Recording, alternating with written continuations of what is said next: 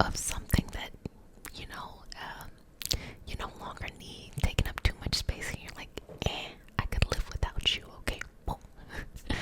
So let that energy flow out. And we start our practice off with a prayer. It is not a religious prayer. It is a prayer to connect us to our individual healing experience and as a community. So I encourage you to add or infuse. So I encourage you to add or infuse elements of the So I encourage you to add or infuse elements of the prayer that make sense for your journey, whether that is a consistent journey or it's changing.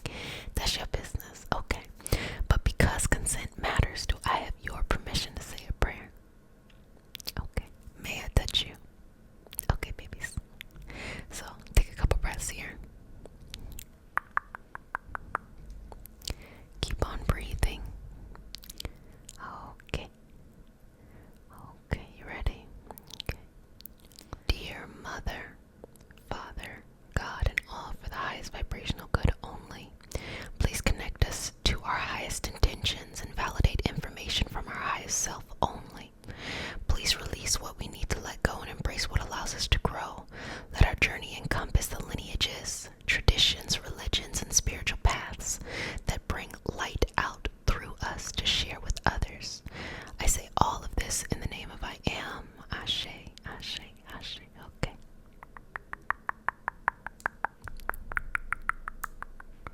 So, just relaxing into that. And let's talk about Uranus. Now, Uranus rules the sign Aquarius.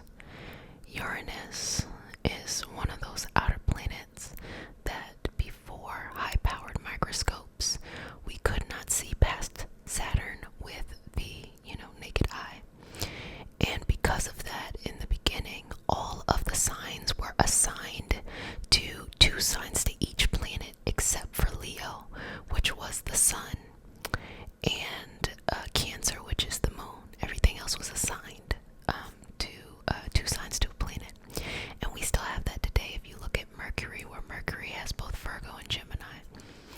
Now, Uranus took on Aquarius. Aquarius actually is traditionally ruled by Saturn. And you can see that whereas Saturn, Capricorn is the old and Aquarius is the new. But it's everything of the discipline, the consistency, and the pushing forward of what you want. Now, with Uranus, Uranus is all about the revolution, shock, and awe. And it just has a no-nonsense approach to we're getting there. I think the best way to explain Uranus would be when we see social justice issues and we think to ourselves, like, that's so crazy that this is still happening today. And then you think to yourself, there's no reason why this should still happen today. But the old energy that is, it's just the norm, the hegemonic way of things going says, well, this is how it's always been. But Uranus says, who cares? Who gives a fuck? Just because it's always been that way does not mean it is okay for it to stay that way. We change it now, okay? And you saw that a lot these last couple of years, people really resisting the change of equity, unfortunately. So Uranus brings that within the energy. Historically, you see a lot of revolutions that are happening during that time. You see a lot of revolts, and the revolt is always from the population. It's never from a hierarchical standpoint. It's always from the social infrastructure wanting to kind of equal out the playing field. So that's Uranus. So shock and awe, revolution. It's like shaking something up, like we growing now. We get in there now. We doing that now. That's that Uranus. Now, Uranus and Taurus is actually really interesting. I want to say maybe like 2 years ago, I was talking about this a lot. As soon as it went into Taurus, I was like telling everybody, like, hey, be mindful. So in a very general way, some of the common themes that have come up during this time, it has everything to do with money. The volatility of cryptocurrency is definitely seen through Uranus and Taurus, because the last time Uranus was in Taurus, we had the Great Depression. And to explain that, prior to the Great Depression, it was the first time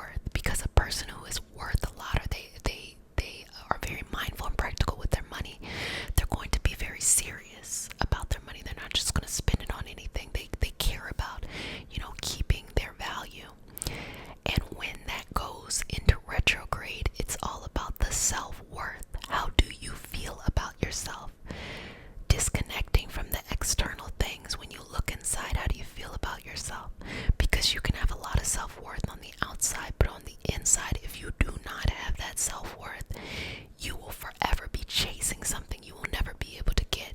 So those retrograde periods are beautiful times in which we can fill ourselves up here. Also, it's kind of like a life hack, because if you can get yourself balanced in here during those retrograde periods, the money flows after, simply because you are vibrating at a frequency that is best for you and greatest for your highest vibrational good. You are removing all of those internal obstacles in order to attract into your life what it is that you're looking for. So everything about self-worth. And so if you happen to be very critical of yourself, if you happen to have had like a lot of kind of fucked up shit happen to you in your life, and you might think less of yourself unconsciously, maybe consciously you're like, you did your best, but subconsciously it's a little bit tough for you. These are always opportunities for you to go and review and just be super sweet to yourself, super understanding, and correct that change. Because whenever you're correcting a habit, it is not easy. It feels foreign. It feels like, oh, I've never done this before, and that's the point. You do not want to be an autopilot your entire life, because a lot of the things that you learned early on, you get stuck there, and some of it not so great. Not so great. So feel free to kind of rejuvenate the self as you go through it. So as I said, Uranus entered into Taurus 2018, and it's going to be there until 2026. Uranus will be going into retrograde in Taurus in August 18th, 2021 to January 22, 2022. So pretty much, a little bit less than half a year. And again, I want you all to think of these retrograde periods as beautiful times. There's so many times that I see people just folding, occasionally myself included, because those Mercuries be hitting me hard because I'm Mercury ruled. But like, so many times I see people just folding under the retrograde. I don't want this, I don't want this. You don't want to take the time to go in and make sure that you're okay. You don't want to check in with yourself. Sweetheart, if you don't check in with yourself, ain't nobody else gonna do it. You want to be out here chasing dreams and goals that maybe are not for your best, maybe might be built out of insecurity or built out of doubt. No, you want to clear and cleanse that shit out, and you want to be chasing what it is that you feel like God, the universe, source, or whatever it is you believe in has you here to do. So, embrace that, especially with Uranus. Uranus is like, come on, let's do this. We about to do the damn thing. So that's the energy you should definitely keep in mind as you are going into that space. Now, as I've said before, with the other planets, you definitely want to think how this impacts your particular Uranus. Are you born with Uranus in Taurus? Are you born with Uranus in Capricorn? Are you born in Uranus in whatever? Because if you understand how you were born, what your Uranus is in your natal chart, you will understand your natural disposition, and then you can work better with adapting these certain themes while Uranus is in Taurus. So maybe your Uranus is in a water sign, and Uranus being in an earth sign is different. So you have to think about it a little bit. Okay, this is what I naturally feel like, but this is how I can kind of structure this to make the energy work for my greatest benefit. Also, understanding your houses, what your Uranus is in your natal chart versus what is the Uranus transit making in your, what transit is Uranus making in your chart today. And you only know that if you know what time you were born, and you only know that if you know what time you were born. So if your Uranus is in Capricorn in the second house, your energy there is that Uranus and Capricorn surrounding second house themes, which actually represents Taurus. But if it is transiting your fourth house, it means that Uranus, which is in Taurus, so I'm using the example of Uranus and Capricorn, Uranus in Taurus will share a vibrational frequency because it's an earth element. It's not necessarily the enterprising aspect of Capricorn. It's more of like the self practicality. But it being in the fourth house versus the second house is your self-worth, whereas the fourth house has everything to do with family. So it's going to be transiting things that have to do with your family. So understanding your natural disposition to to your Uranus in the house and there. So I hope it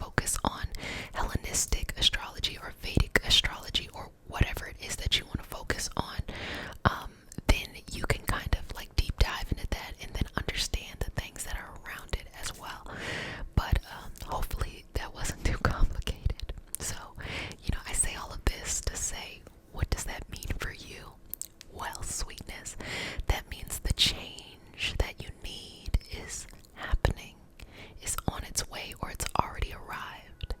And you just have to be a badass about it, okay? You got to rise to the occasion and be like, I'm here, baby. I'm here to collect my coins in a Taurus fashion.